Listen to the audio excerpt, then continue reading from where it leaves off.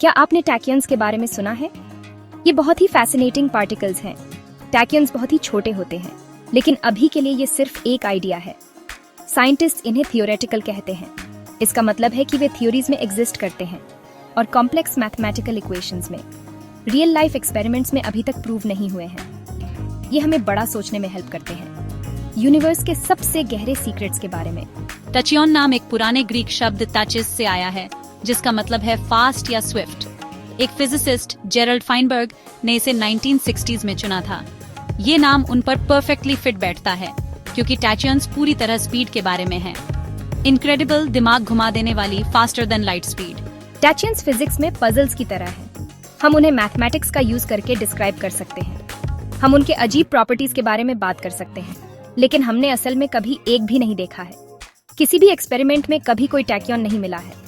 वे Cosmos में छिपे हुए खजाने की तरह हैं।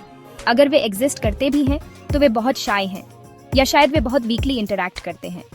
ये बात उन्हें साइंटिस्ट के लिए बहुत इंट्रीगिंग बनाती है। इन लगभग मिथिकल पार्टिकल्स की स्टडी क्यों करें? वे हमारे करंट साइंस रूल्स को सख्ती से टेस्ट करते हैं।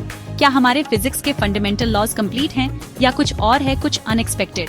टैकियंस हमें ये गहरे सवाल पूछने पर मजबूर करते हैं।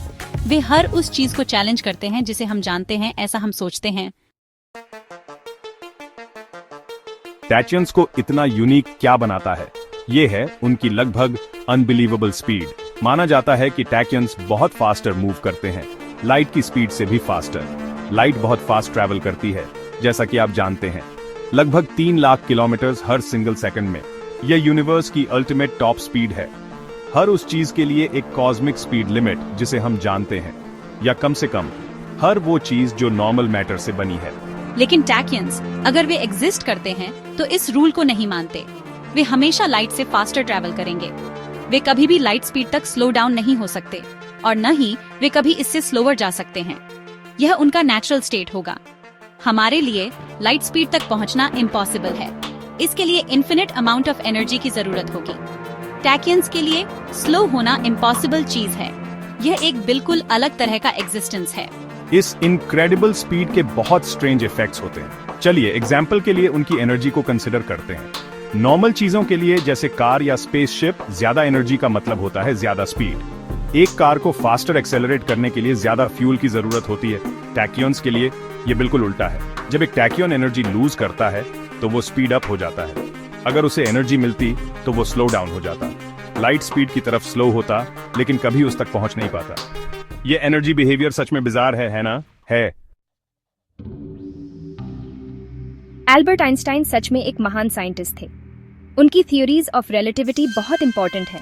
वे स्पेस, टाइम और ग्रेविटी को बहुत खूबसूरती से एक्सप्लेन करती हैं। इन थ्योरीज का एक की पार्ट है स्पीड ऑफ लाइट। यह एक यूनिवर्सल कांस्टेंट है, सबके लिए सेम, और यह सभी मैटर के लिए एक स्पीड लिमिट का काम करता है। टैकियंस अपने फास्टर देन लाइट नेचर के साथ इस फंडामेंटल प्रिंसिपल को चैलेंज करते हुए लगते हैं। वे आइंस्टाइन के वेल टेस्टेड आइडियाज को डिफाई करते हुए लगते हैं। आइंस्टाइन की स्पेशल थ्योरी ऑफ रिलेटिविटी कुछ क्रूशल बताती है। ये कहती है कि रियल पॉजिटिव मैस वाली कोई भी चीज लाइट स्पीड तक नहीं पहुंच सकती। जैसे जैसे मैस वाली कोई ऑब्जेक्ट फास्टर और फास्टर होती जाती है, उसका इफेक्टिव मैस बढ़ता हुआ लगता है। उसे और फास्टर जाने के लिए और ज्यादा एनर्जी की जरूरत होती है। लाइट स्पीड तक पहुंचने के लिए इन्फिनिट एनर्जी की जरूरत होगी। तो टैकियंस आखिर एग्जिस्ट कैसे कर सकते हैं? कुछ थ्योरी सजेस्ट करती हैं कि उनका मैस इमेजिनरी हो सकता है, शायद एक मैथमेटिकल कॉन्सेप्ट इक्वेशंस को वर्क कराने के लिए। फास्टर देन लाइट ट्रैवल से भी बड़ी प्रॉब्लम्स होती हैं। सबसे बड़ी प्रॉब्लम्स में से एक है कॉजेलिटी। यह कॉज एंड इफेक्ट का सिंपल आइडिया है। पहले हमेशा कॉज होता है, फिर इफेक्ट होता है। आप एक अंधेरे रूम में लाइट स्विच ऑन करते हैं, तब और सिर्फ तभी रूम में रोशनी होती है। इवेंट्स का यह ऑर्डर हमारे लिए बहुत इंपॉर्टेंट है। इसी से हम टाइम के फ्लो को समझते हैं और रियलिटी असल में कैसे काम करती है ये समझते हैं। अगर टैकियंस का यूज सिग्नल्स भेजने के लिए किया जा सकता, तो कोई मैसेज भेजे जाने से पहले ही पहुंच सकता था। इससे सभी तरह के लॉजिकल पैराडॉक्सेस बन सकते हैं, जिससे कई फिजिसिस्ट्स को डाउट होता है कि टैकियंस हमारी दुनिया के साथ इंटरैक्ट करते भी हैं या नहीं। तो सबसे बड़ा सवाल अब भी अनआंसर्ड है। क्या टैकियंस हमारे यूनिवर्स में सचमुच रियल पार्टिकल्स हैं, या वे सिर्फ इंटरेस्टिंग फैसिनेटिंग आइडियाज हैं? इसका सीधा और सिंपल जवाब है हमें नहीं पता। साइंटिस्ट ने उन्हें बहुत मेहनत से ढूंढा है। उन्होंने कई डिफरेंट तरीकों से देखा है, पावरफुल पार्टिकल एक्सेलरेटर्स और बड़े बड़े टेलीस्कोप्स से, लेकिन कोई भी कंफर्म्ड टैक्योन कभी नहीं मिला है। कम से कम अभी तक तो नहीं। खोज जारी है। यह लगातार डिटेक्शन न होना काफी कुछ कहता है। ये स्ट्रांगली सजेस्ट करता है कि अगर टैक्यन्स रियल हैं तो वे या तो कॉस्मोस में बहुत रेयर हैं या वे ज्यादा इंटरैक्ट नहीं करते। अगर करते भी हैं तो नॉर्मल मैटर और एनर्जी के साथ जिन्हें हम जानते हैं। कुछ कॉम्प्लेक्स मॉडर्न थ्योरीज जैसे स्ट्रिंग थ्योरी में कभी कभी उनके मैट्स में टैक्योन लाइक स्टेट्स शामिल होते हैं, लेकिन अक्सर ये इंस्टेबिलिटी के साइन के तौर पर दिखते हैं। एक साइन की थ्योरी को खुद कुछ फिक्सिंग की जरूरत है। फिर भी टैक्यन्स का आइडिया ही हमें एक्साइट करता है। ये हमारी कलेक्टिव साइंटिफिक इमेजिनेशन को फ्यूल देता है। ये हमें बहुत गहरे फंडामेंटल क्वेश्चंस पर सोचने पर मजबूर करता है। यूनिवर्स के अल्टीमेट बुनियादी रूल्स के बारे में। क्या शायद ऐसे एक्सेप्शंस हैं जिनके बारे में हम अभी नहीं जानते?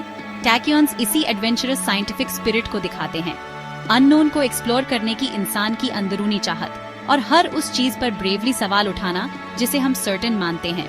साइंटिफिक प्रोग्रेस असल में ऐसे ही होता है। यूनिवर्स में बहुत सारे गहरे सीक्रेट्स छिपे हैं। मिस्टीरियस डार्क मैटर और डार्क एनर्जी के बारे में सोचो। हम जानते हैं कि वे एग्जिस्ट करते हैं उनके ग्रेविटेशनल इफेक्ट्स की वजह से।